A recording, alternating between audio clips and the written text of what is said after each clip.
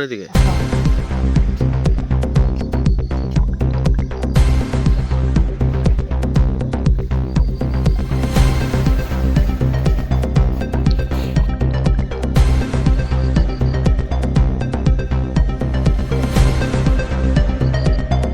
গুলবাজার থেকে আইছে ট্রান্সপোর্টে চন্ডিমাতার মারলে